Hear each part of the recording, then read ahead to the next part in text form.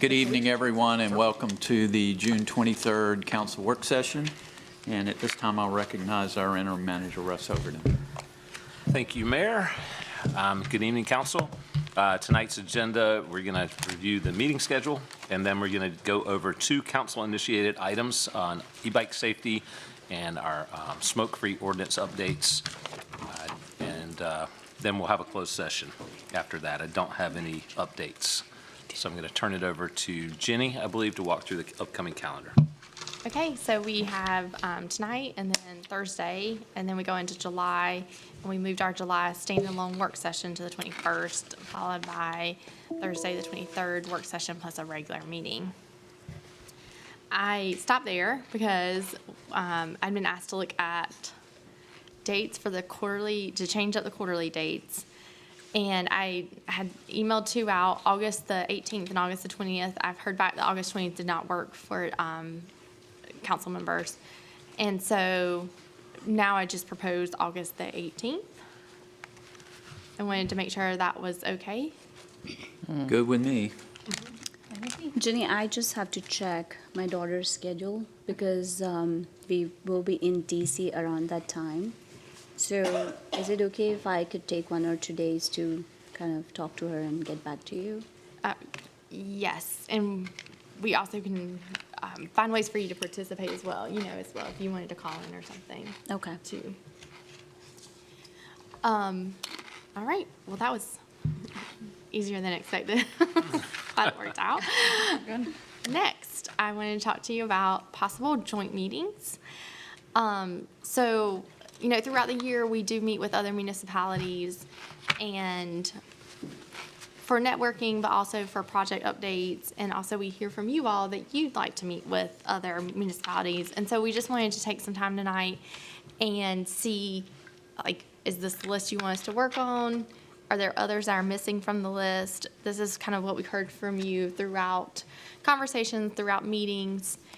And there is a Morrisville Apex, we put those together because of the utilities, and there's a change to the utility billing, I believe, that we would need to update them on. And then Holly Springs, just continuing that conversation from a meeting that we had last year. Especially since we're doing a wastewater study with them. With all 3? With Holly Springs. With Holly Springs, okay, that's okay. And obviously, we provide utilities for Morrisville, and then Apex is a partner. Right. I think I got that right, Jim. Yes, he's giving the thumbs up. Yeah, Holly Springs was originally water and sewer, or just sewer? Yeah, just wastewater. And then they went away, and now they want to come back. All right, well, we will reach out to these entities and then kind of talk about syncing up the calendars, but it probably won't be, till later in the fall or later in the year.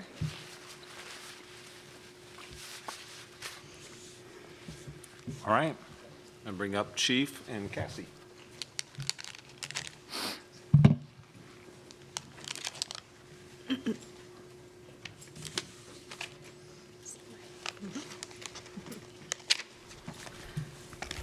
Well, this is such an easy topic, I'm going to let Cassie do the whole thing all by herself. Oh, thank you so much. Just kidding, just kidding.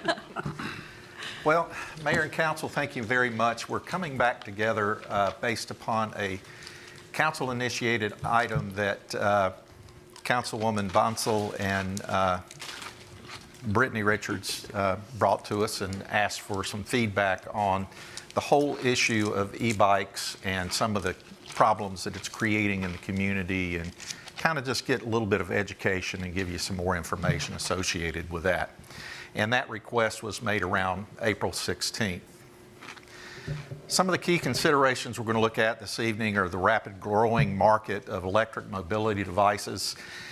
A couple of years ago, about 3 years ago, we started talking about e-bikes on greenways and that type of thing. And at that time, we were only talking about bicycles. Now that market has grown tremendously with the improvements in batteries and that sort of thing. So we're going to talk about the different types of electronic mobility devices and what regulations and things kind of go with that. Then we're going to look at neighboring communities and see what they're attempting to and how they're attempting to address those issues.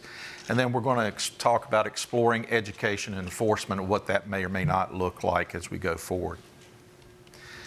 An outline, we're going to specifically talk about the mobility devices and the regulations, what's Cary's actions been to date, what the other municipal responses have been, and then possible approaches to address the concerns. So what is an electronic mobility device and what are the regulations? Well, here are three, believe it or not, different types of electronic devices. One is a moped, one is an e-bike, and one is an electric motorcycle. Anybody want to guess at which one is which? No. The one on the left is an e-bike, the one in the middle is an e-moped, and the next one is an e-motorcycle. Under the North Carolina general statutes, there are some definitions on what an electric assisted bicycle is and what a moped is and what a motorcycle is.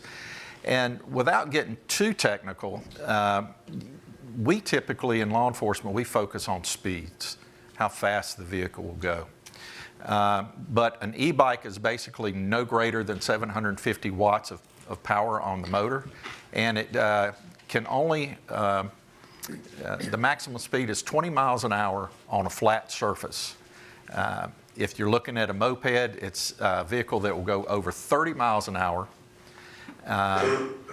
and on a level surface. If it goes over that, then there are consequences associated with that. And then a motorcycle in and of itself, it is just, when it hits that extra speed and you start getting into the category of a true vehicle that is governed by state statute and you have to register and those type things. I'm going to talk specifically about that here in just a second. Under our city code, we mirror pretty much the general statute. And so as we define vehicles, we're looking at an electric assisted bicycle shall mean the same as it's provided in that statute I was just showing you. And we do that so that when the general statutes or the legislature decides to change a statute, we still remain consistent without having to come back and change our ordinances and things. We want to be very consistent with that. And so again, just to walk through this, an assisted bicycle it can be powered only at 20 miles per hour on a level surface by throttle only. That's without pedals. But functional pedals are required on that. The maximum speed of a moped is 30 miles per hour when powered by throttle only. But some of the mopeds now have pedals as well. Some are functional, some are not functional. And then the motorcycle will go greater than 30 miles per hour and powered only by throttle, but some do have functional pedals, as we saw in those previous pictures. So if it's a bicycle, then there is no minimum age. A helmet is required for anyone under the age of 16, but no driver's license is required, no registration is required for the vehicle or for the bike. On a moped, you have to be a minimum of 16 years of age. A helmet is required. There is no driver's license required, but registration and insurance is required on that device. And then with a motorcycle, minimum age 16, you have to have a helmet, you have to have a driver's license, you also have to have a motorcycle endorsement, plus you have to have registration and insurance. Where are they allowed? Right now, we allow e-bikes on our greenways, sidewalks, and roadways. They are not, mopeds are not allowed on greenways or sidewalks, but they are allowed on the roadways that are speed limits are less than 55 miles per hour. Motorcycles, they're not allowed on the greenways or sidewalks, but they're allowed on the roadway just like any other motorcycle. And under our ordinance, it's unlawful to operate an electric assisted bicycle on any town greenway provided It's lawful to do that, provided that it is being propelled at least partially by human power. In other words, your legs got to be working on that thing. Whether you're actually providing power or you're just faking it, we can't tell. And so there are other mobility devices that we have to consider when we're looking at this broader scope of devices. And you've got scooters, you've got one-wheeled vehicles, you've got electronic skateboards, you've got hoverboards, and you've got Segways. And other mobility devices are already recognized in state statute. A personal assisted mobility device is a self-balancing device, non-tandem two-wheel device designed to transport one person with propulsion system, but the speed has to be 15 miles per hour or less. You have electronic personal assistance mobility devices that may be operated on public highways, but the speed limit can only be 25 miles per hour or less. And then municipalities have the authority to govern where these vehicles can go. We're pretty fortunate, and Cassie and the team have been working with the Greenway Advisory Board, and they have found that our distributors of electronic devices like this are pretty responsible. They pretty much explain the laws, explain the differences to their customers, but we also have to deal with Amazon, you have to deal with other providers that come from other areas, and so you really have to be very careful, and it's very confusing because how we define something in Cary may not be the same as how it's defined in Wake Forest or how it's defined in Apex and that sort of thing. So when we get into the education pieces, I think Cassie will talk a little bit about some of those differences and how they may or may not align. In this case, a lot of times the kids are looking for a more aggressive looking bike that looks more like a motorcycle. Well, here's another example of that. This is an aggressive looking, looks really good. It feels like it's like right in between a motorcycle and a bicycle. But this one goes 35 miles an hour. That makes it a motorcycle. And so it can be very confusing to families.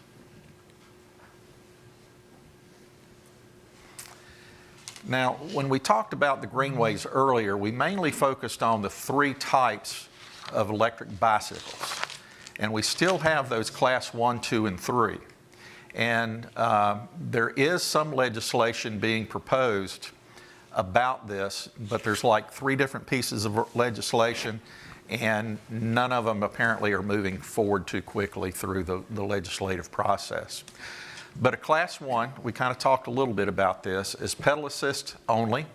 I mean, otherwise it doesn't go on its own power. And it's only up to 20 miles per hour. Pedal assist or throttle only for a class 2, and a maximum throttle only power is 20 miles per hour. And then class 3, which is pedal assist only, and the maximum speed on that is 28 miles per hour. The police bikes that we have are the class 3. Where does that classification come from? It's actually a nationally recognized standard, and it's recognized in some national programs, government programs, but also in legislative action in other states and that sort of thing. And that's one of the reasons why some bills have been proposed to just recognize the differences in these.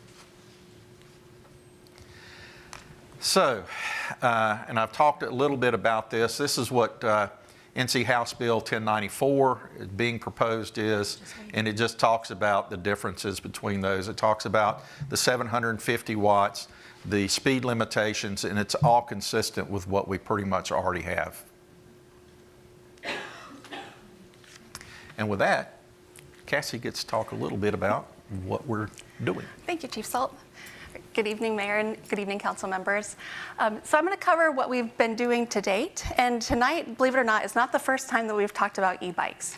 So council actually directed staff in 2022 to conduct a pilot program. And I think Councilmember Bush brought that to staff. And so we conducted a pilot program to allow e-bikes on our greenway systems. Prior to that, they were not allowed.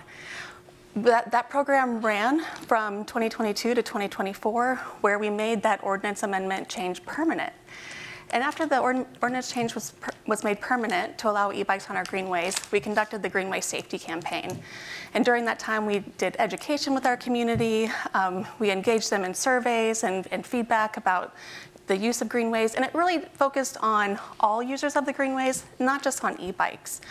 One of the examples from that time of signs that we put out were similar to this, so really focusing on safety and etiquette on how to use and share the greenway with not just bicycles, but with walkers and runners, as well as people with pets. So this other side shows how to manage your pet safely on the greenway. And we're continuing to use this information today with our safety and etiquette on our greenway system. I think Councilmember Bonsall, there was a Greenway Committee meeting maybe about a year or so ago, and we were talking about bringing more of this information back to the public just to continue that education piece. During that time, during those 2 years, there was no significant incident on our greenway during that campaign or the pilot program. That safety campaign did cost about $200,000. And we're going to cover what other municipalities are doing and updating their ordinances, but Cary today already has a lot of ordinance in place with similar regulations. So as Chief Salt mentioned, we already define e-bikes and reference the general statute for e-bike definition. We allow e-bikes on greenways and sidewalks. We have a speed limit of 15 miles per hour on our greenways, and we also then recognize for sidewalks that users should use reasonable and due caution on the sidewalks and give right-of-way to pedestrians. We again follow the state law to require anyone under the age of 16 to wear a helmet, and then we prohibit motorcycles and mopeds on our sidewalks and our greenways. And anyone using the roadway system still has to follow the state laws for the road system. So even on a bicycle, we asked the other day, if I ran the stop sign on my bicycle, would you give me a ticket? The answer is yes. And then also, we post then rules and regulations for our greenways at our trailheads and at the start of a greenway trail. You're acknowledging that if you're passing, to announce yourself saying, I'm on your left. Again, that we have the speed limit of 15 miles per hour. Giving right-of-way to walkers and runners, and then also keeping your pet on a short leash and picking up after your pet. And we continue to do ongoing education, so not just through the Greenway Safety Campaign and continuing education on how to safely use our greenway system, but Cary Police has also developed infographics and shared information on social media regarding the differences of devices and also the rules of the road. We've also added this information to our website, so on the Bike Cary Education webpage. And we're also doing in-person events with HOAs upon request. And through enforcement, we've done targeted enforcement using our mobile cameras, and Cary Police has responded to over 200 calls for service since January of 2025. And we've also investigated 4 crashes involving e-bikes on the roadway since January of 2025. Chief Salt, is there anything you would want to mention beyond that? No, we're seeing more and more complaints from particularly these additional devices that go faster and kids gathering up in groups. And we have, Councilwoman Bonsall and I attended a session at the Carolina Preserve that was very well attended. And that was the biggest concern, but it was also greenways and on the street where some of these behaviors are occurring. Thank you. So I'm glad you said that because in the presentation, we're focusing only on greenways, but the issues, there are 3 things. The issues that we're experiencing, they are not, like, they're kids. They're under 16, most likely. they're not driving e-bikes, they're really driving mopeds and the vehicle that is going faster than 30 miles an hour. And they're on roads and they're on sidewalks. So I didn't see these things covered in the presentation. It's, there's still some more slides. Oh, Yeah, okay, I think you'll okay. see some more. Sorry.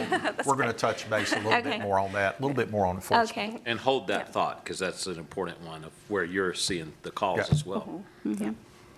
Yeah, because today we have a mile per hour speed limit on our greenways, but we don't have that on their sidewalks where other municipalities are doing that. So I'll cover more of that. So one more clarification. On the previous slide, you mentioned that all e-bikes are allowed on greenways with a speed limit of 15 miles per hour and stuff. So that's all three classifications are allowed, or just any particular? Just class 1, 2, and 3 of e-bikes, but the mopeds and the e-motorcycles are not allowed. Okay. Yep. You're getting ahead, so we'll do that comparison. All right, so now we've seen in the news quite a bit other municipalities and what they're doing around e-bikes and also e-motorcycles within their transportation network. So Holly Springs, they recently updated their ordinance. They already had a 50 mile per hour speed limit on their greenways. They've added that to sidewalks. And within their ordinance, they are defining e-bikes as a maximum speed of 20 miles per hour. So they're excluding class 3 from their ordinance. They also define personal conveyance vehicles. So what Chief Salt mentioned before about the different mobility devices that are out there, they've gone ahead and defined that within their ordinance. They do allow both. You Yeah. said excluding class 3 e-bikes. Does it specifically say that, or does it just say max speed of 20? Do you, I'll have to go back and check. okay. By definition, it does, but I was just Sure. curious because Yep. some ordinances that I've read say class 1, class 2, or class 3, not saying, well, class 1 is this speed and Yeah. throttle, this one's throttle. I have a copy of it, so I'll look and tell you before the. And you're probably highlighting, how does one know the difference to enforce it unless they're doing something? Right, that's exactly what I was going to get to, yeah. So they define, so all of those devices are allowed then on e-bikes, and the personal conveyance devices are allowed on their greenways and their sidewalks. They did create a penalty schedule that includes fines, impoundments, as well as forfeitures and misdemeanor charges in their ordinance. And that's something that we would like to talk more about with you as we get towards the end of the presentation. And then, again, they're dedicating their webpage and doing more videos and infographics on social media. And then they've also scheduled different e-bike engagement sessions. So they have their final one coming up at the end of July. For Wake Forest, they also recently updated their e-bike language and e-device language. They have a distinction between e-bikes with no pedals and electric assisted bikes that have functional pedals. They also define motorized scooters as those being gas or electric and have a maximum speed of 15 miles per hour. They do exclude all e-bikes and motorized scooters from sidewalks. And they have a speed limit of 10 miles per hour on their greenway system. And they've also, you can see here, updated their webpage and are using different infographics to help the community understand the differences between these devices. And then Raleigh's actually been talking about motorized devices on their greenway system since 1990s, the 1990s. They have a dedicated 6-officer greenway unit. They also have a greenway volunteer program where you can volunteer to look out for safety or security issues as well as maintenance issues on the greenways and work with the police department and the Parks, Recreation, and Cultural Resources Department within Raleigh. Their definition includes e-bikes that can go up to 20 miles per hour maximum, and they do limit it to class 1. Their e-bikes e-bikes in Raleigh are allowed on greenways and on sidewalks, and they do allow for motorized scooters, but they're prohibited from riding on greenways or on sidewalks. And then their greenway system has a maximum speed limit of 10 miles per hour. So then just looking at this in summary, you can see everyone treats the different classes a little bit different or allows them in different capacities. Everyone allows e-bikes on their greenway system. Everyone except for Wake Forest allows e-bikes on their sidewalks. And then all of the devices are allowed on the streets, but again, rules of the road apply to using these devices on our street network.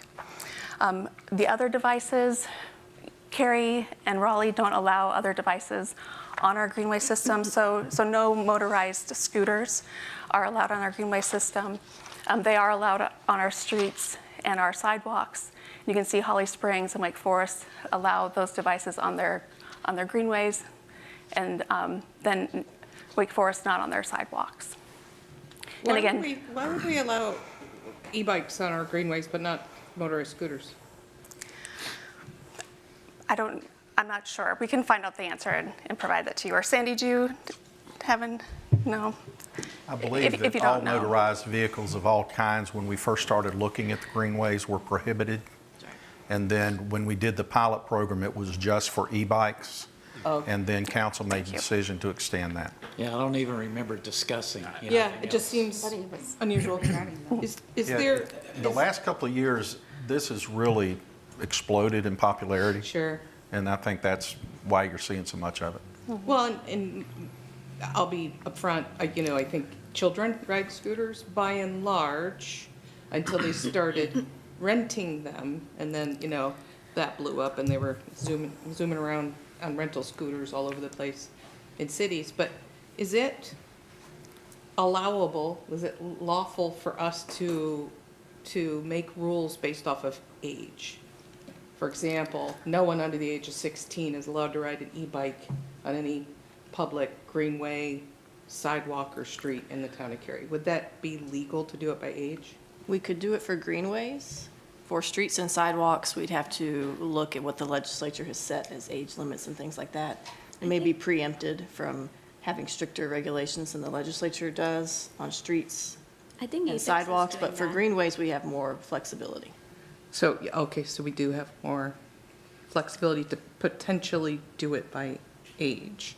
Because I've not seen a whole lot of people fussing about Older. 30-year-olds on e-bikes. It's primarily seems to be young men. I follow a couple of pediatric ER doctors on social media, and they beg parents, do not buy your child an electric scooter or an electric bike.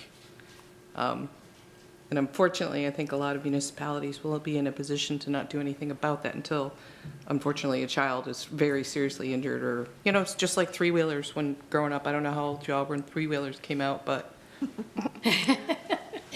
But Carissa, you're right. Apex started discussing this. They don't have an ordinance or anything yet, but this is one of the things that's on the table for discussion at whether, the age restriction should be applied.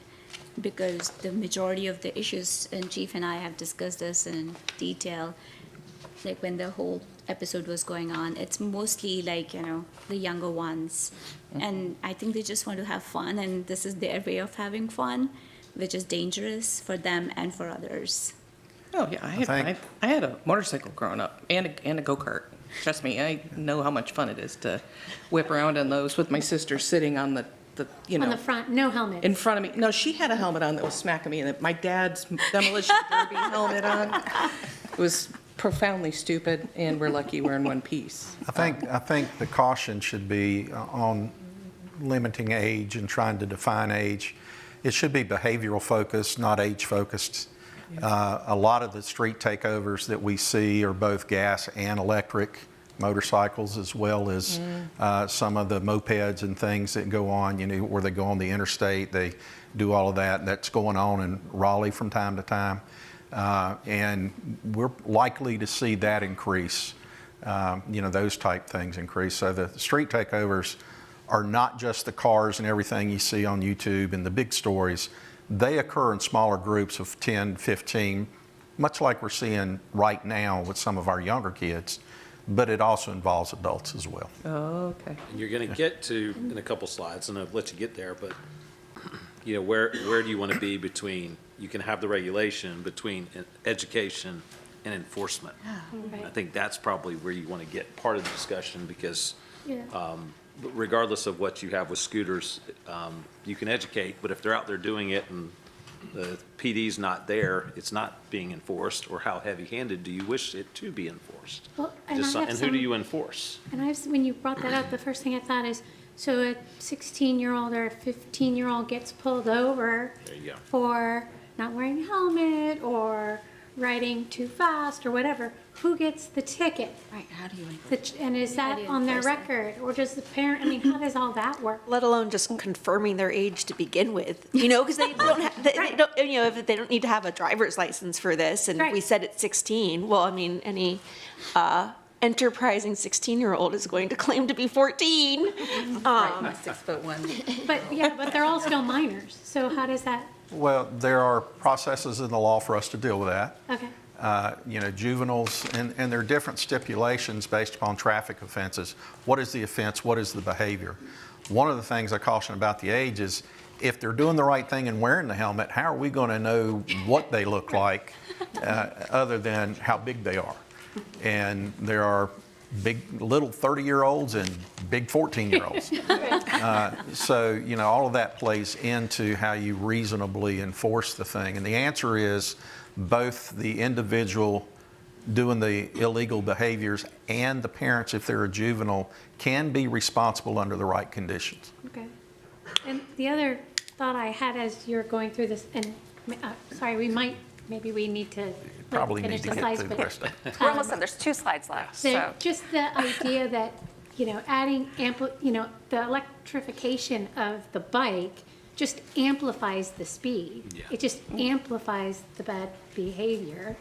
And so from, you know, and if they don't have skills already to go at maybe a slow rate of speed, to go at a faster rate of speed, and if you don't have the skill set, you have some of the things you're talking about, crashes, et cetera. So I really like how you were leaning heavily into not just education and awareness, but maybe there's something we need to do from an education perspective. I remember we talked about partnering with nonprofits to do, you know, some trainings on, you know, best practices and how to improve skills and that sort of thing. So I like how you're leaning heavily into the education side. How would we partner with the schools, SROs? That's an interesting topic, because we try to do that on a number of things. Here, if you just look at this board and we say we go to Cary High School or we go to a middle school, and you say, okay, we want to go and present a program. Well, we have people feeding into those schools from all of these jurisdictions. So I see. where's your consistency? And that's Yeah. why, you know, when we get to a couple of these slides, we're going to talk about next steps. And we need to do a little bit more research on what we What look would be like, the because best? I personally, at this point, want to mirror the state statute as much as we can for consistency and education and that type of thing. But we'll get to that. And so just the last thing on here, you see us, along with Holly Springs, have a speed limit of 15 miles per hour. Holly Springs has extended that onto their sidewalks. And then with Raleigh and Wake Forest, they have a speed limit of 10 miles per hour. You mentioned Apex earlier, Councilmember Bonzel, and they have a speed limit of 10 miles per hour on their greenway system. And then Morrisville follows ours because we connect with one another. And you may want to add, because we talked about this, you set the speed limit with whatever you wish. It still has to be potentially Yes. enforced. Yeah. To monitor it. So 10, 15, 20, whatever you want to make it, they're going to have the technology to then monitor it, or the amount of folks to do that. So it's, I don't want to Yep. mean it's somewhat arbitrary, but we just need to think about, again, carrot and stick. Yes. All right, so possible approaches to addressing these. So there's really 3 areas that we can focus on. So the first one being education, which we've talked a little bit about. Then regulations, so updating our code of ordinances and our rules, and then also enforcement. So for education, we're proposing we can do a dedicated web page to continue to compile this information and put that out there for the public to consume. We can continue our social media posts. There's also opportunities, although we'd have to look at budgets for videos, doing additional signage and flyers. We can go out to public engagement events as well as festivals and do demos. We also have the great relationships with our local bike shops and our nonprofit partners. So we have Cary on Bikes now operating in Cary, and they've been a good partner, putting out a lot of good information into the public to continue the education portion around what these devices are and where they're allowed. For regulations, we could look at setting or amending the speed limits on both the greenways as well as the sidewalks. And we could limit the e-bike access or the different types of e-bikes. We could look at defining other mobility devices and how they are allowed or not allowed in our system, and also establishing penalties. And that's again where Holly Springs, I think a good portion of what they did, they focused on definitions, where the devices are allowed, but a big portion of what they did for an update was establishing penalties. So then that goes into enforcement of looking at, well, what is the fines or what's the implication if you're not following these regulations? What's the potential for impoundment or forfeitures? Can we do more data-informed targeted enforcement? So using the cameras, looking at even our e-counters of, are we seeing speeding on the greenway system specifically? And then in the future, maybe you consider adding a Cary Police Greenway unit. Yeah, there are a couple of different things here. When we talk about establishing penalties, we have a 15-mile-an-hour speed limit on our greenways, but it's basically unenforceable.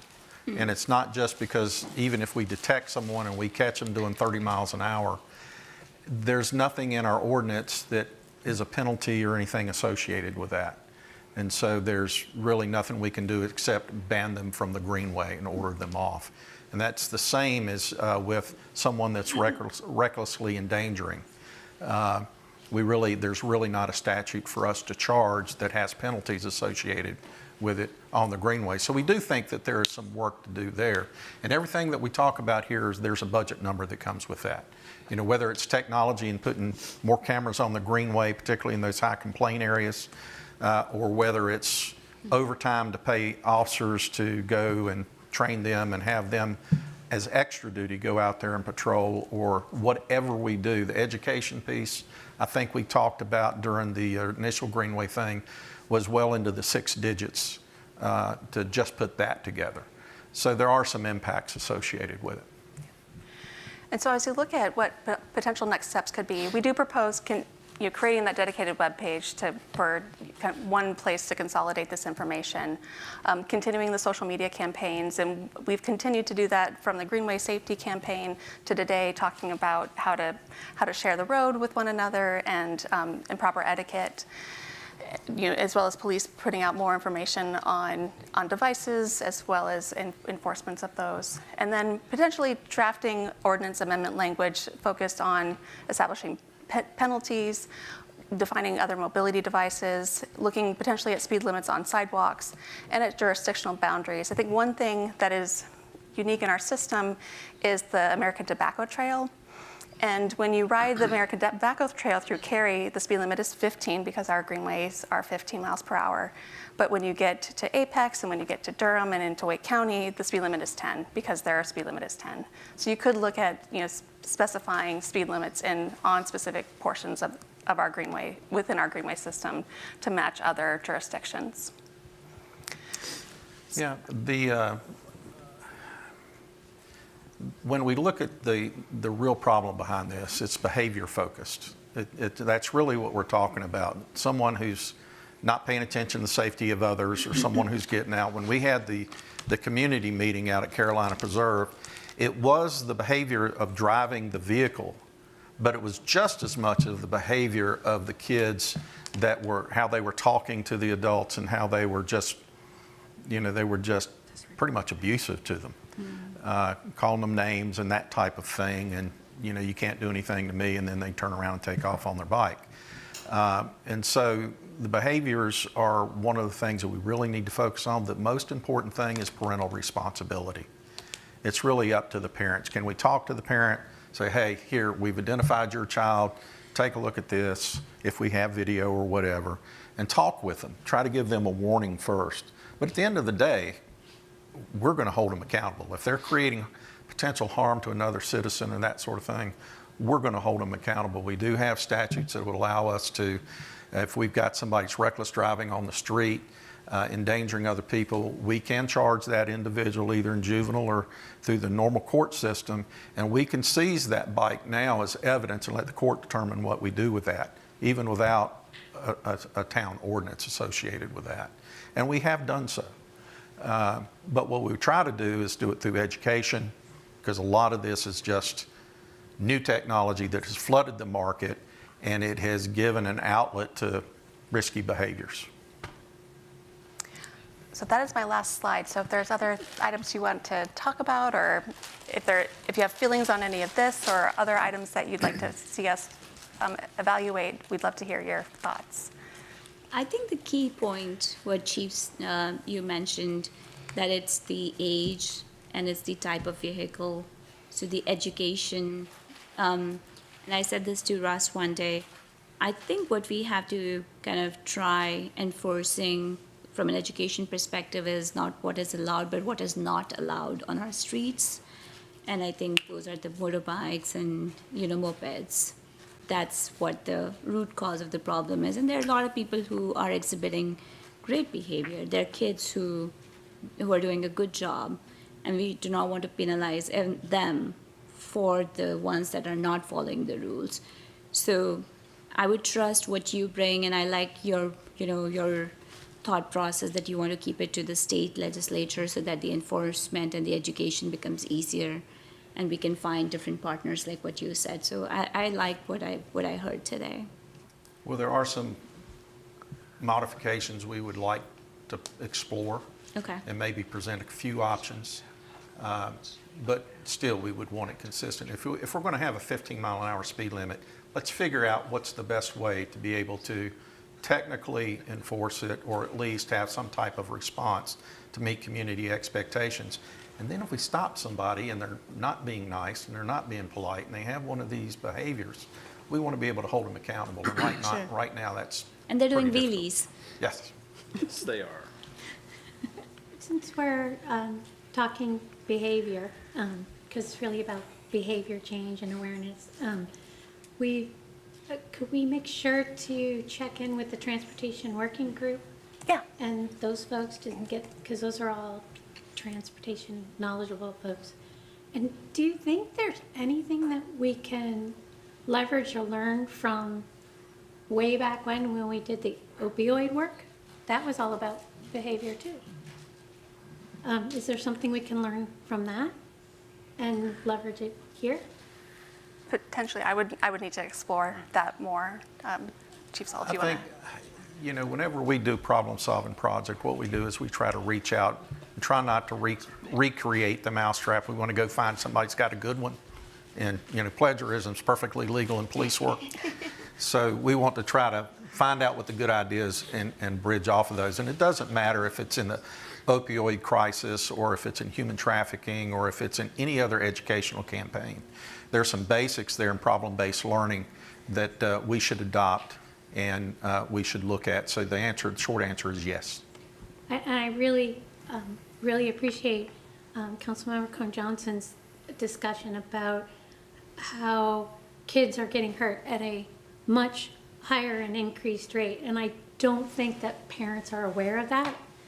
And I think, as scary as those numbers are, if I had a kid that age now that wanted that would set me back to start looking up more data. So I think anytime you can leverage some, data informed decision making and share it with our really smart residents, maybe that would help.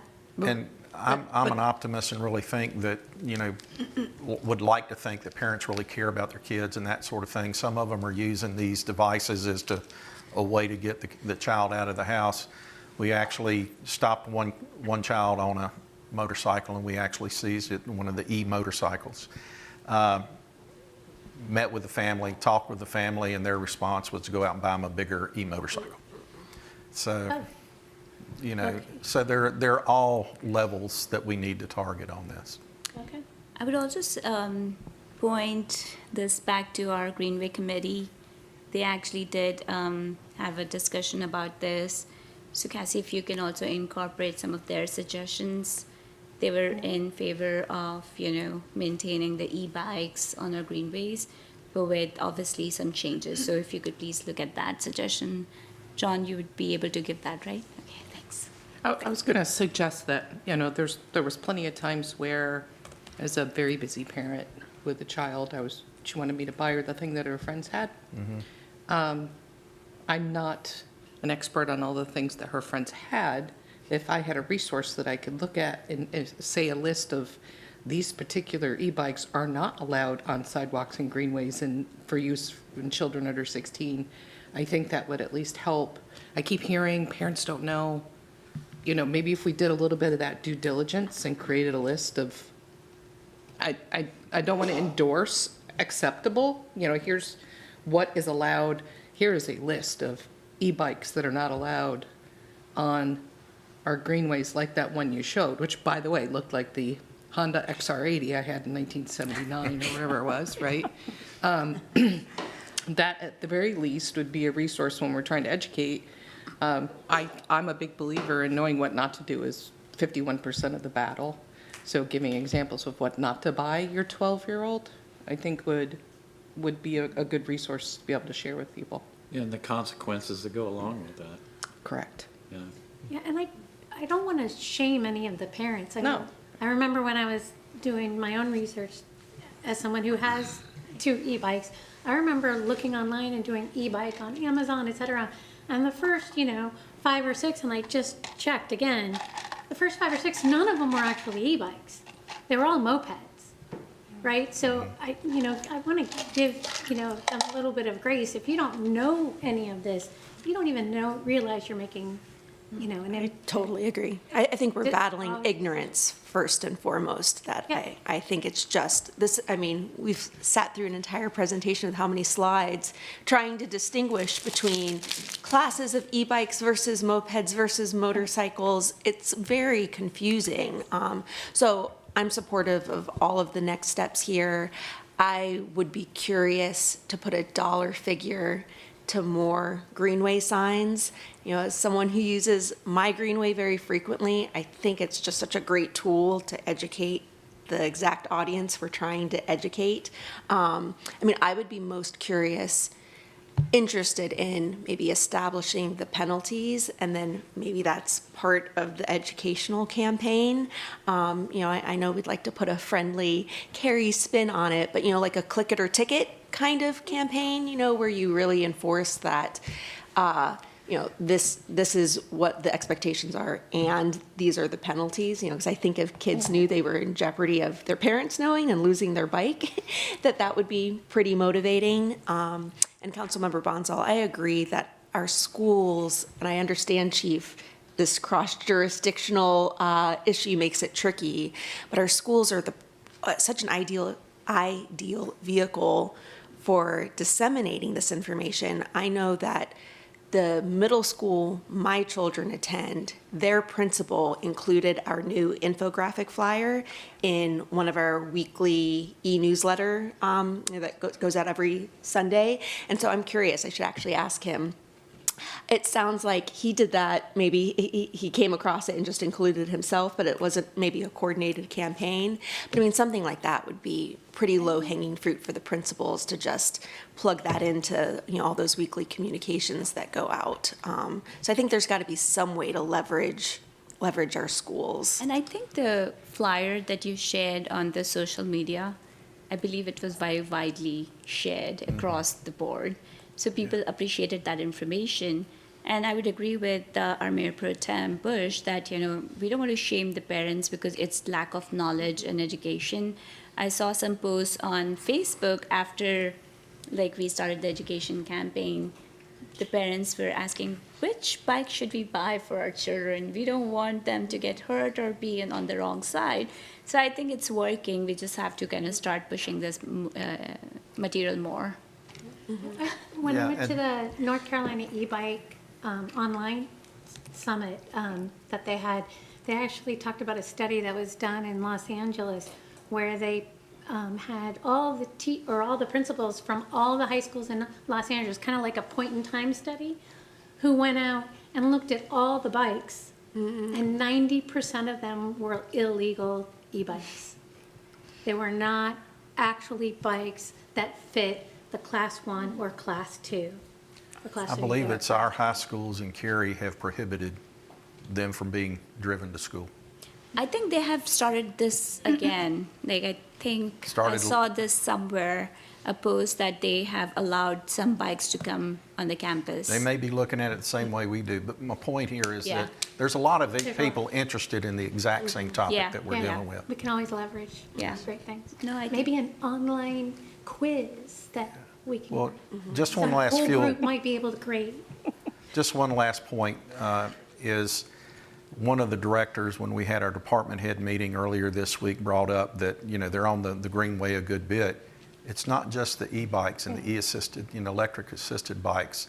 There are bicycles that are traveling greater than the speed limit, and a lot of times they're traveling in groups, just doing a cross-country ride or whatever, and that makes a lot of pedestrians nervous. And so the behavior focus is really where we want to get into. If the speed is the risk, then it really doesn't matter if it's a gas or if it's electric or it's pedal.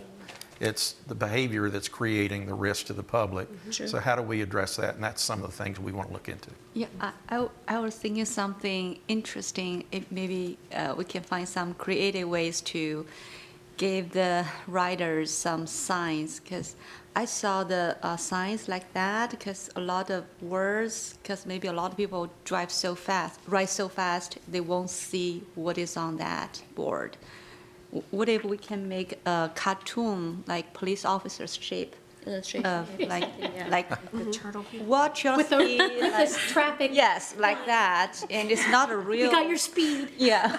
Well, Cost, we have to worry You about know, the like when cost. you're going too fast in that school zone where it says, your speed is. and it's like, if it's roadway signs, it's more about changing them, because you always get some behavioral change when it's new. Yes. Or changed, and Yes. y'all do that very well with, in transportation does as well. When you lay down the loop detector and your speed is, Yeah. but once it stays too long, people kind of ignore it, so you move it around all the time. Yeah. Or you keep riding by it to see how high you can get, Or that, which is what we would have done as kids. That just would have been a How dare. fast can you run? Yeah. I think now we're just having fun here. So, Yeah, we sorry, should let you Chief. go. But normally people, when they see a police car, they will speed down. Like, Yes. so if you see a fake cartoon police officer Lots of standing over little there. Chief Salts all over. I think we can make a cartoon chief Now salt. you're talking about littering. One last thought, because I think this was in a very preliminary conversation that Susan had also suggested perhaps leveraging Cary Teen Council and doing some peer-to-peer education. And so Yeah. I don't know precisely what that would look like, but just reminding us that that's a resource too. And creating a TikTok. So, The ISCB would love to weigh in if you want to bring it to the ISCB. so these, it sounds like everybody's in agreement with these next steps. Do we need a motion, or we just, I don't think anybody disagrees. Just bring it back to the, You're So- not suggesting Right. use any money or anything like Right. that. We're trying to work within the means we have. And so when will we see this again? what do we say, September, October? Let's say this fall. Yeah. Okay. Fall of this year. Yeah. Yes, fall of For 26. specifically ordinance amendments. Yeah, yeah. Okay. Yeah, because we'll continue to do the education. We can stand up a website, and we can look to see how much additional signage would cost too. And bring it forward. we're going to continue enforcing and that sort of thing, and our preference is to try to educate first unless the behavior is just so egregious that we need to take immediate action. The other thing, Chief, if I recall, and especially as you went to these meetings, is to tell people to let you know when it's happening. Yes. Call the non-emergency line.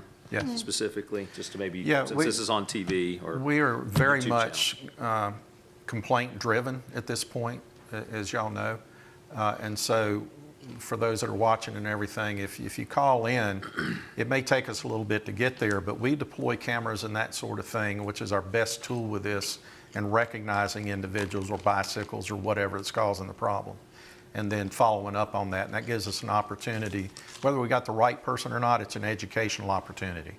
And we can talk with them, talk with the parents, make sure they understand what's going on. Thank you, Chief. Thank you, Cassie. Thank you.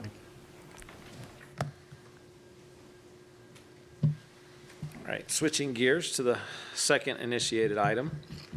Bring up Scott Berry, a resident expert on what not to smoke. Yeah, not to smoke, no Not to smoking, smoke. no smoking. So again, I was wondering where you were going. See, I was good evening, Mayor and Council. From bikes to smoking, I'll make the transition. A second council-initiated item, and this is regarding a code of ordinance changes for smoking, tobacco products, and EU cigarettes. So we're here today to kind of talk through what we're thinking with an ordinance and get a pulse check. If we're thinking correctly, we can move forward. If we need to make some changes, we want to hear that now as part of this work session. So our current ordinance was last updated in 2007, and that's really, you'll hear this a couple times, but before there were things like e-cigarettes. The general statute, the state allows us to do things. They allowed Cary to ban smoking in town facilities and in town transit vehicles. And shortly around that same time, we also outlawed or regulated smoking in town vehicles. So not necessarily a state statute, but through our policies. And then in 2010, North Carolina's smoke-free law banned smoking in restaurants and bars. So you don't see that anymore. People have to go outside. And then there's a new general statute that now lets governments restrict smoking and e-cigarettes. So we're talking about now getting into the e-cigarette conversation on town grounds. So that's like the outside. We did buildings before. We're now talking about town grounds. In parks, it now does vehicles, but we kind of already covered that. In enclosed public spaces. So that's something that we're going to want to make sure we talk about and get your feedback on. How do we get here tonight? So just kind of laying it out. This is looking at it slightly differently, but I laid in. So we adopted our ordinances in 2007. 2010, that law went into effect. Wake County adopted a tobacco-free ordinance in 2022. Raleigh expanded their non-smoking regulations this year. We got a request from Councilmember Bush and Craig, the council-initiated item in March that was on a meeting for discussion in April. Raleigh's ordinance took effect shortly thereafter in April, and then we're here today. So like we would recommend Raleigh, they adopt the ordinance and then it doesn't become effective for a number of months, so you can kind of get everything in place. Here's our little chart. Put the little chart in there. So current state, right? We've got our current prohibition on lighted tobacco. So this is really what the state regulations used to be, is you got to light it up. Got to be a cigarette or a cigar, something you're using a lighter for.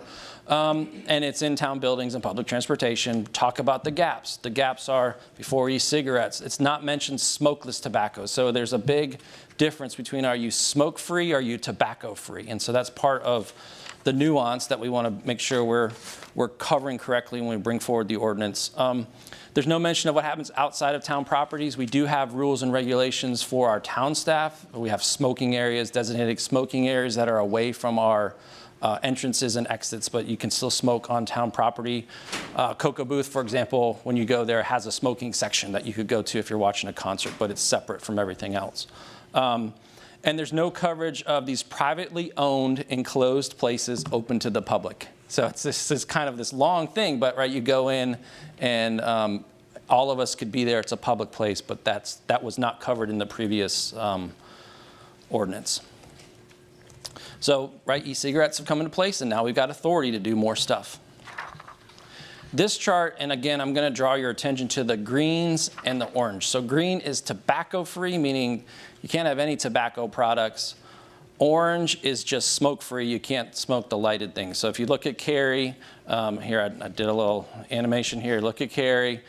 We've got covered smoke-free in buildings and vehicles, but we don't address grounds, parks, and recreation. Really what I'm showing you, I think is interesting, is our neighbors, Morrisville, Raleigh, have kind of moved forward with getting tobacco-free on all their places, so parks and on town grounds.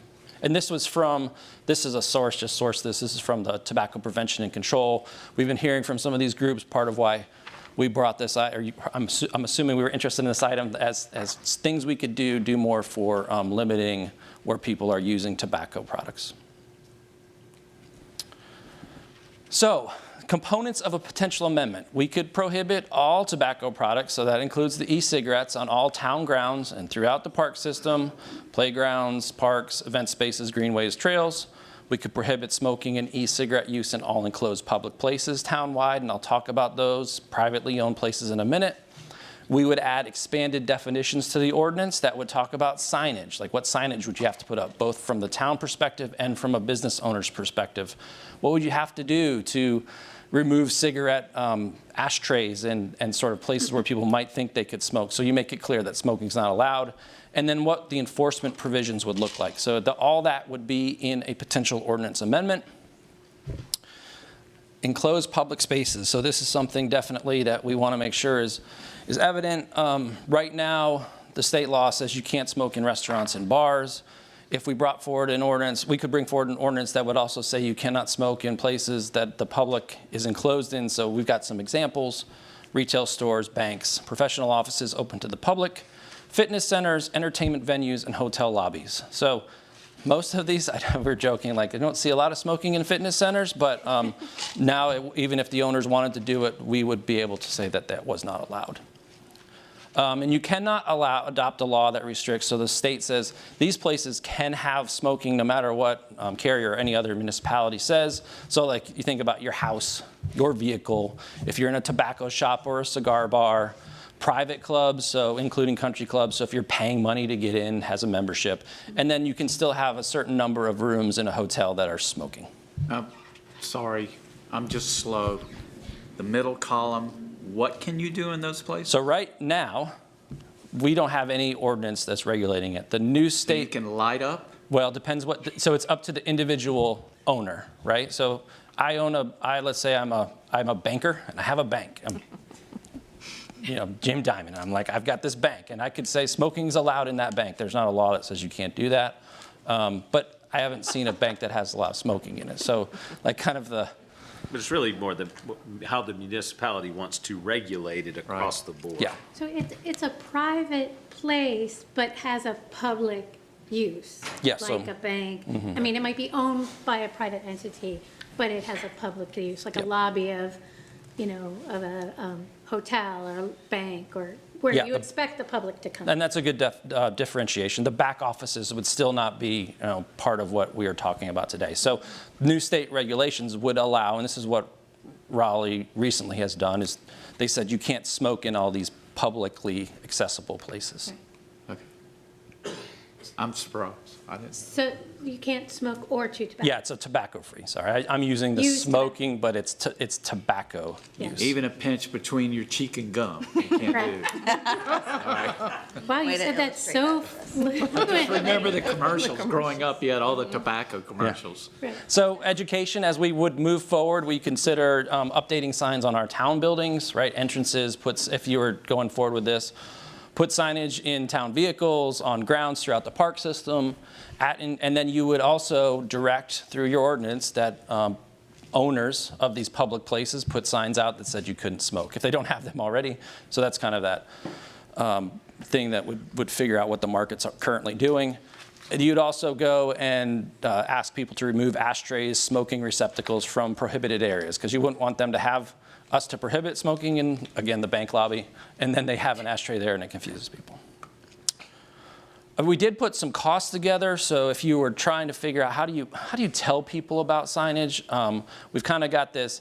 No, we don't add any additional signs. We do have signs on our buildings right now, and we would certainly just use some existing social media, and maybe we wouldn't update a website, but we don't really update our signs until they're ready to be expired. We have a middle one where we would go through and actually put some signs in, put signs in town vehicles, add some signs to parks, those types of things. And then we'd have option 3, which is you kind of do a wholesale sign update. So kind of interested as we move forward with this, what's the flavor of council and how much signage are we actually going to update if we and when we move forward. I'm going to talk a little I will talk a little bit about enforcement and penalties. So what happens if someone is smoking? This is what the ordinance would say. If someone's smoking, again, we'll use the bank. Smoking in the bank, the bank manager should tell them to stop smoking in the bank. Step 1. Yeah, right. Individuals could receive an infraction with a fine up to $50. That's what we're writing in the ordinance. That's should be a citation by a sworn officer. So it's kind of this the lowest bar, and Lisa can jump in if we want to talk more about that. The complaints to Cary Police, ultimately they could call the police, and our police are doing a bunch of things at any one time, so complaints to Cary Police could be treated as a lower priority call depending on what other things were happening when a call came in for someone smoking. And then if it was a town employee, we'd obviously handle that through our own personnel policies. So the fine is not arbitrary, it's set where? In some kind of legislative? So that would be something that Cary would set.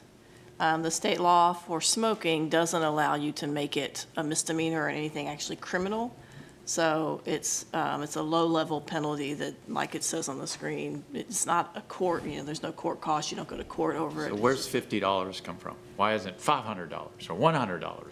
Yeah, it could be, Raleigh's is 50. Oh, I don't okay. know where it comes from. Yeah, honestly, I think we were leaning heavily into the work that Raleigh had done, In and Wake so. County. Okay, just curious. If there was- Why reinvent the wheel? Collected and goes to the school system. Yeah. yes. If We if don't you were keep to it actually issue a fine, it would go to the school system, which I'm assuming there's not many that will be issued. And then there's a separate section where you would talk about what would happen if an operator, so the bank owner then, is letting people smoke and they're not supposed to. So it would be a graduated penalties, written notice at first, kind of that education component we were talking about with e-bikes, could be up to $200 for repeat violations by an owner or an operator. So this is where we are. This is the summary. Currently, we have no smoking in town buildings, no smoking in transit vehicles, and no smoking in town vehicles, so transit vehicles and town vehicles. And I wrote these in the way that I kind of see them as like the building of things we could add into the ordinance. Currently, we are writing an ordinance that includes all these things. So, but I'll walk through them. So the lowest hurdle or the easiest change is you add vaping to the list of all banned items at town. So you kind of make it a tobacco-free or electronic cigarette-free. That's the second one. So you get rid of vaping that's got smoke that comes out of it.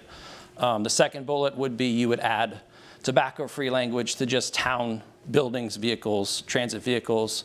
The third option is you'd add regulations to town-owned facilities, so to the outside of town-owned facilities. And then the fourth is you'd add regulations to privately owned public spaces. So kind of this layering. Again, we're writing an ordinance based on Raleigh, which includes all of the bullets on the additional options. But we're here to kind of make sure we're hitting it right. And you had on the one page you had where Morrisville, Raleigh, where they all had the same, they were all orange. Yeah. Do they all basically have the same language, Rollsville? I believe.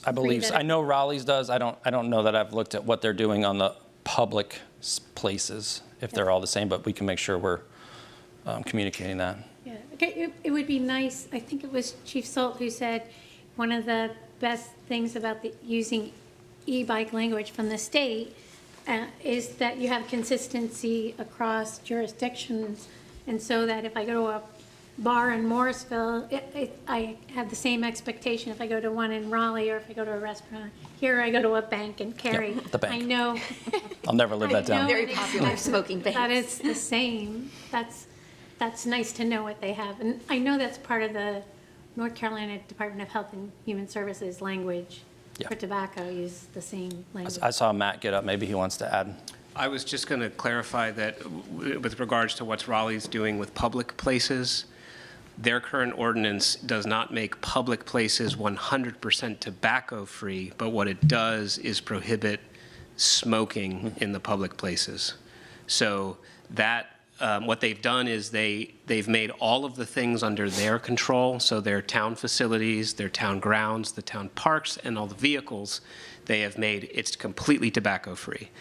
Public places, they have prohibited smoking of lit things, so cigarettes, pipes, cigars, and e-cigarettes. But they have not prohibited non-smoking or vaping tobacco. What about and Matt, could you? marijuana? That is, That's at the state level. I walked 1,000 miles last year, and not once did I walk through cigarette smoke or vaping, but I got kicked in the face with pot smoke many, many, many times. That smell, you can't miss Already it. illegal. Already illegal.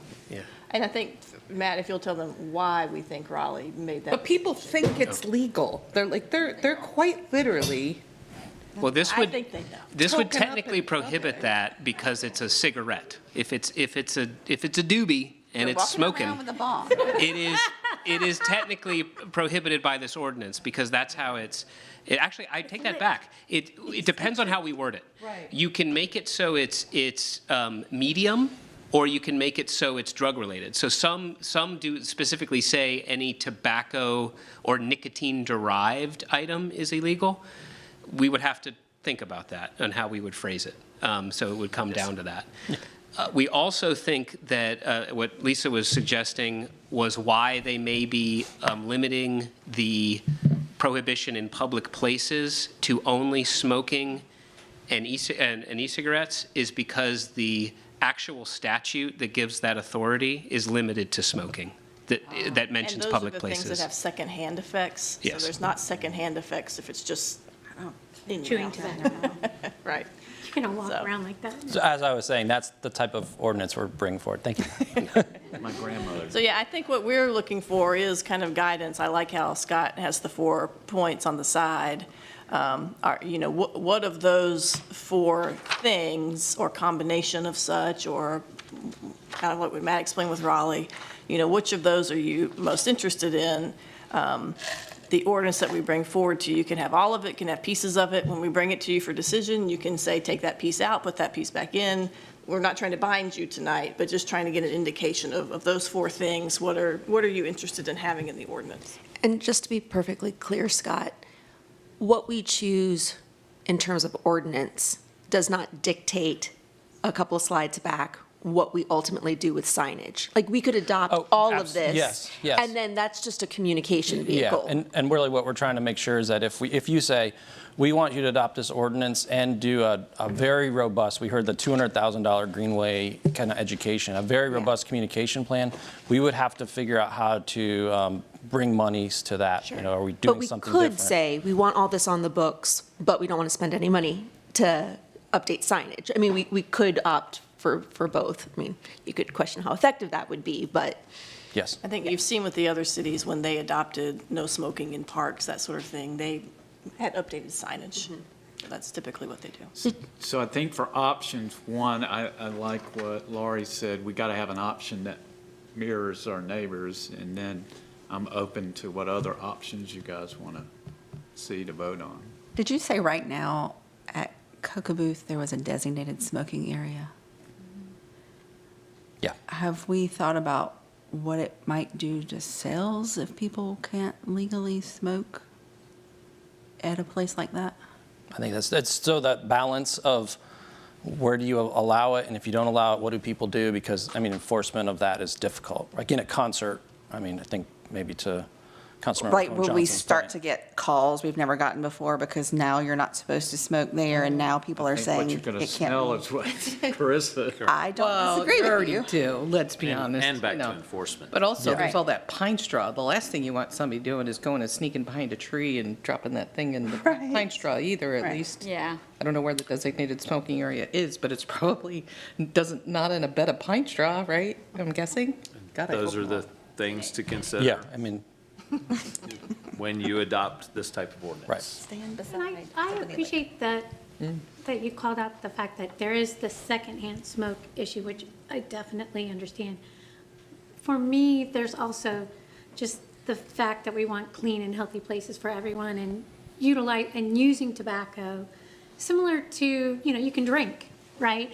And there's no secondhand drinking fumes, unless you're having a Long Island iced tea maybe, that's going to impact someone else, and we have limits around that. So personally, I would like to be tobacco-free language that also then includes the smokeless products. And also, I did do a quick search on the Raleigh page because I remembered it differently, and there seems to be a difference between what their front page says. Their front page says that they're tobacco-free everywhere, and then Matt's looking up right now the ordinance. And you mean nicotine related also? I mean say your pinch tobacco? that you Yeah, keep the on pinch. talking about too. Yeah, so Lori, that's exactly an issue that we've been looking at when we were looking at this, because initially, when Lisa came to me and said, hey, council wants to look at a smoking ordinance, and they like what Raleigh did, so go look at it. So I started looking at it. And I had the same issue where I'm like, well, wait a minute, Raleigh is saying that they're smoke-free in all public places, and then I looked at their ordinance, and that's not what their ordinance says. Their ordinance specifically has 2 sections in it. One, it says, basically, smoking, e-cigarettes, and tobacco use are prohibited, and then they list the town places. Then they have a separate section that says smoking and e-cigarettes are prohibited in the public places, and it mentions nothing about tobacco use. So maybe it's a typo, because I was looking on the North Carolina Department of Health and Human Services one, and it says Wake County's is tobacco-free, so maybe it's. So whatever you all want to do, we will make sure our language is is correct to the extent that we have the authority to do it. Yeah. But there are some the tobacco-free everywhere. We have some potential. We'd have to look at that. We'd have to look at that depending upon what you all want us to do. Okay. Matt, I know this is, oh, sorry, Mayor. This is really getting lost in the weeds, but I am now just curious that we're talking about this. You know, so many of the newest products, as I understand them, are not tobacco products. They're nicotine delivery products. So when we say smokeless or tobacco-free, It's not covering everything. does it apply to those kinds of products too? It might. It depends on what we're doing, where we're trying to do it, and it depends on what the enabling authority that we have from the General Assembly, and it depends on how we want to structure it and what we want to look at.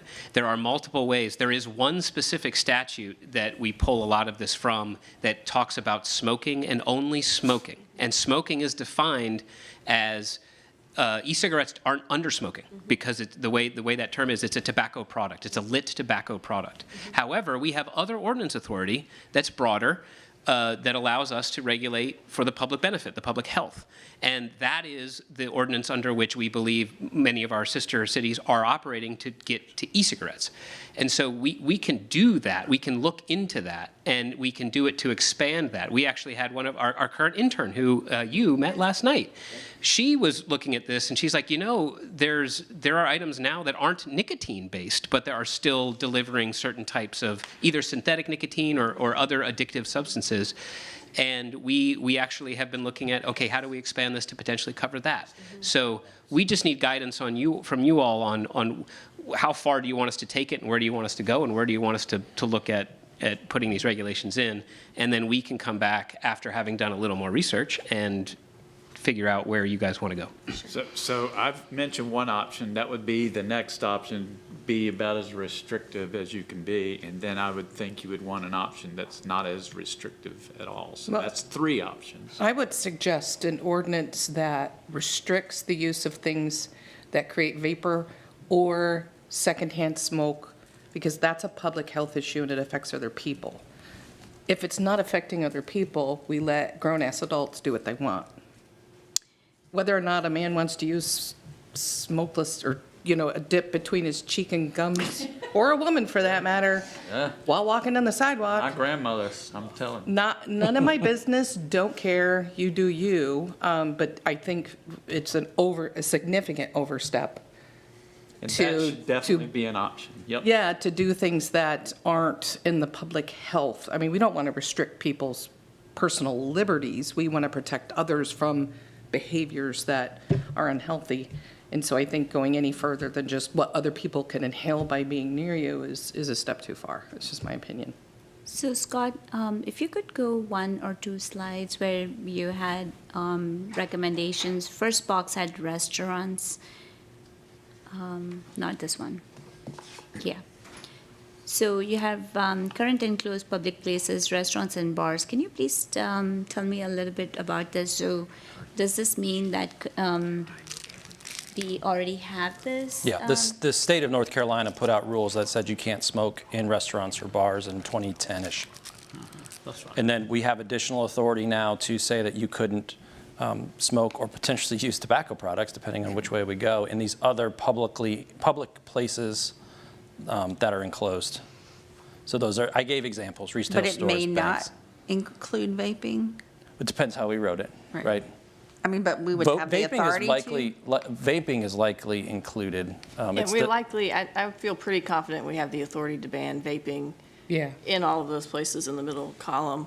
For the reasons that Councilmember Cone Johnson stated, the smokeless tobacco that doesn't have vapors that affect other people, I think is the area that's, Yeah. more likely to be challenged by somebody.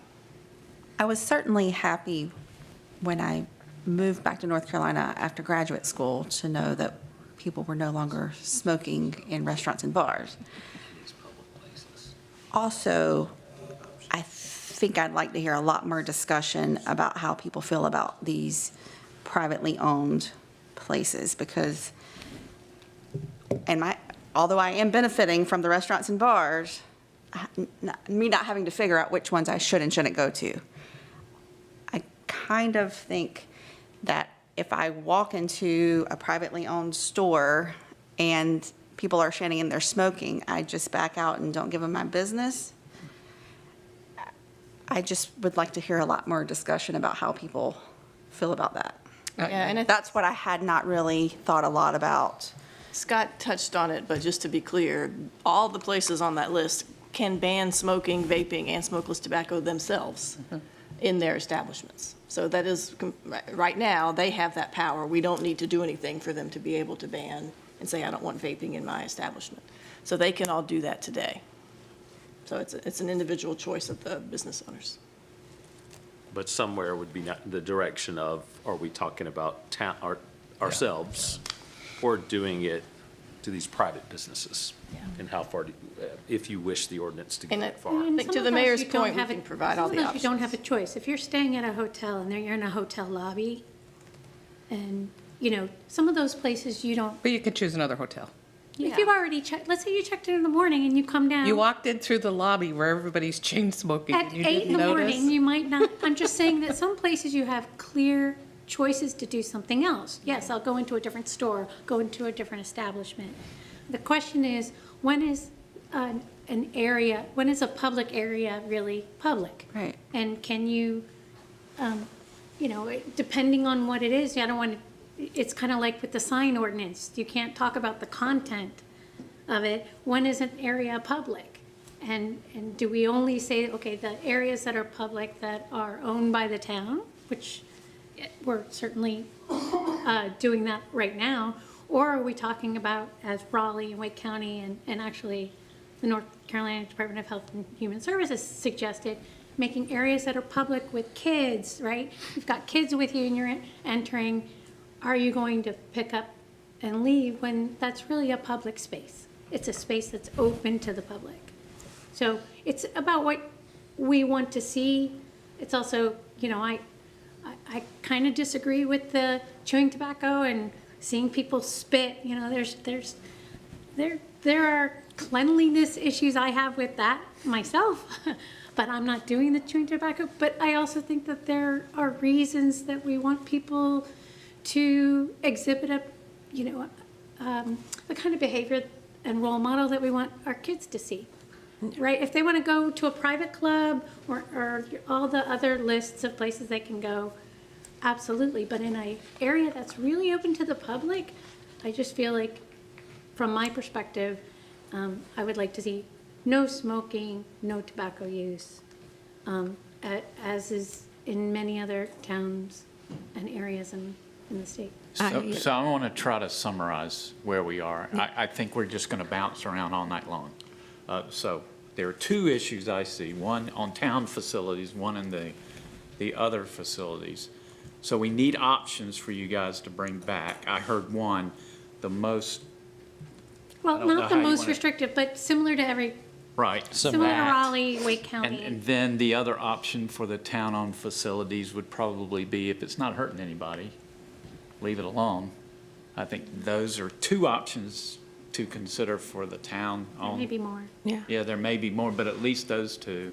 And then the other facilities, I don't know what you want to call that, the non-town-owned facilities. Private public They make, spaces, the right? statute I think actually that's what it calls was them called. public places, Public which places. makes it very Public places. difficult. But that's what it's termed in the, that's what it's termed in the thing. Yeah. Initially. And so, again, we want to, you were talking about modeling behavior, so that would be very restrictive or more restrictive. Correct.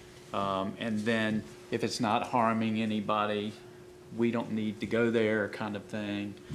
So those are two options. What other options? Yeah, do I think wanna we see? can bring you, I kind of see it as, I think what I'm hearing, tell me if I'm wrong, I think everyone, I'm hearing consensus on no smoking, no vaping in any town building. I feel like I'm hearing, or any town parks or greenways. Or vehicles. When you say no vehicles. smoking, vaping, I just said no smoking and vaping, so. so nicotine or any future. Don't even define whatever. smoking what? Anything that anyone else can inhale. Yeah. Yeah. You can't even burn. Yeah. to write that. So I think we can, Yeah. you can kind of start with that as the base, and then you can add building blocks to it. And so we can provide options in the staff report of building blocks. Okay, now let's ban all tobacco products in this place and in that place. So we can just kind of create building blocks, and you can tell us, when you see it all in front of you, you can decide which ones. Well, let me go a different, sorry, Lisa, go a different area, because if you were to give direction tonight, we know where to go versus Yes. having. If you to had do more work. consensus. Yeah, so if there's, Do we want Yeah. to try voting, maybe? Well, So I- that it's easier for I the think staff? some of us want more Okay. information. Well, just to, because you asked to read the temperature, so just to weigh in, I am more of the thinking of Mayor Pro Tem Bush, of being supportive of some version of all of these bullet points, because I agree with the public health policy perspective. I appreciate the freedom to let adults make their own decisions, but, part of setting public health policy is to discourage unhealthy behaviors, because even though they might be free to make those decisions, it's still not good for them. And to the extent that we as policymakers are discouraging unhealthy behaviors, I am amenable to that argument. Do we have two others that support that? If others, then we won't have to carry that one forward. then we'll know I how support- far. I am not Well, ready to make that call. I want to be very, very clear. I agree with you both. But much like free speech, sometimes people are going to say things I really, really hate. I'm not in the mindset that we police other humans who have, we'll call it agency, right? And so I'm very uncomfortable with significant regulation of private business owners who pay mortgage or rent, or, you know what I mean? So I'm all for banning all the things on public.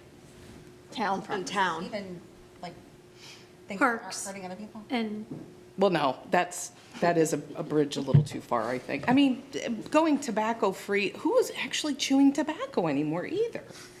Like, I'm at least not seeing. I was at the Bark Bar the other day, and there's a Somebody guy was spitting. spitting into a cup? Yeah, and it was. Yeah. And missing, and the biohazard to me was just, ugh. yeah, yeah. I mean, and it was in the So I park. wouldn't go back to the Bark Bar if that bothered me. Then I'd say, No. let's ban spitting on the ground in public spaces. I'm comfortable with that. But again, like it's not about what I like and what I want people to do. To me, it's really about a lot of, rights that we can't take for granted here. I know probably everybody involved in the American Heart Association and all these movements is going to think I'm awful, but when it comes down to a choice between individual rights and a shaky ground for greater public good, I'm going to come down on individual rights every single time. I think I might be a libertarian. See the light bulb? So for me, I think the restaurants and the bars where you mentioned that, we already have an ordinance and there's no smoking allowed, I think that's important to me. I think the town facilities is definitely, something that the buildings, I think there's already an ordinance for the town buildings and stuff, right? It's just the parks that we don't cover. I'm kind of leaning towards what Carissa said, only from a perspective that we will build an ordinance which would be very hard to enforce. That's And we very will true. spend a lot more money and lot more resources on a problem that does not exist in Cary. Like, this is not New York City where you walk and you can smell weed everywhere. At least, Not- and not in West Cary. Downtown lately. Not in West Not Cary. in your neighborhood. Yeah. Not downtown. West Cary is clean, sorry. So, at least from my perspective, this is just my perspective, but I don't know anything about downtown Cary, so I'm glad you mentioned. Now I know. I mean, it's not all the time. Yeah. I really don't care, if I'm being honest. I just walk quickly, because I don't like the smell, that's all. So I guess what I would say is, I am used to compromise. And I am so glad we're having this conversation because I would never have been able to guess where each of us were. I still don't know where I'm going. Right, where we're gonna land. So it would be great. 7 p.m. From my perspective, what I need is a little bit more information Yeah. about, who does what and where. My goal is to get as close as we can to make it so that when a person goes from Raleigh to Morrisville to Cary to wherever, they have the same kind of regulations, whether it includes, chewing tobacco or not. Look, I would love for us to model that kind of behavior like Raleigh does, but, I'm not going to vote against it. So if you could maybe write it in a way that allows us to pick or choose that one out once we take a straw poll, then that would be great. All right, so now I'm going to do a check with you guys. Do you think you know what we want, or Yeah. you have no clue? I think we can deliver something that you all are going to have to make a choice on. Yes. at a- Okay. You're gonna at have a to talk future about it meeting. again, yeah. Bella, where do you fall? A little more towards the restrictive, or are you in the I'm middle? learning. Actually, I don't know so many options to use tobaccos. But she's going to stop by a vape store on her way home. She's not the same generation. She's not seen those ads. I didn't know there are so many options. Like, And fake tobacco now, yeah, I but guess, yeah. at least I don't want to have any kind of secondhand smoke. That's the basic.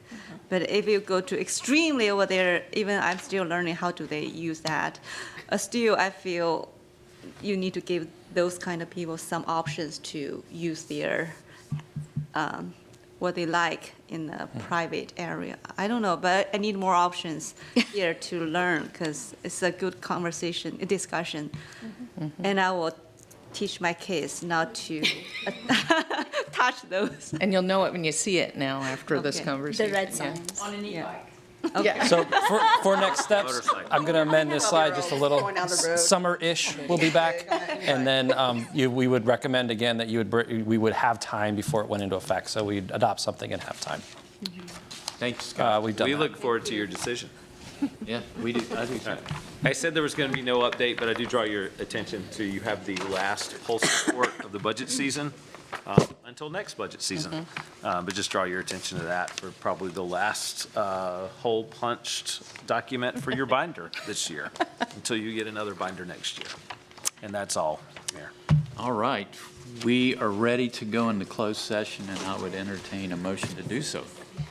Pursuant to GS 143, 318, 1A, 1, 3, and 6, I move that we hold a closed session to consult with attorneys employed by the town and/or retained by the town in order to preserve the attorney privilege between the attorneys and the town, prevent the disclosure of information that is made privileged or confidential pursuant to the laws of the state or not considered a public record within the meaning of Chapter 132 of the general statutes or privileged and confidential pursuant to GS 147-64.6, and consider the qualifications, competence, performance, characteristics, fitness, conditions of appointment, or conditions of initial employment of one or more individuals, officers, or employees. There's a motion.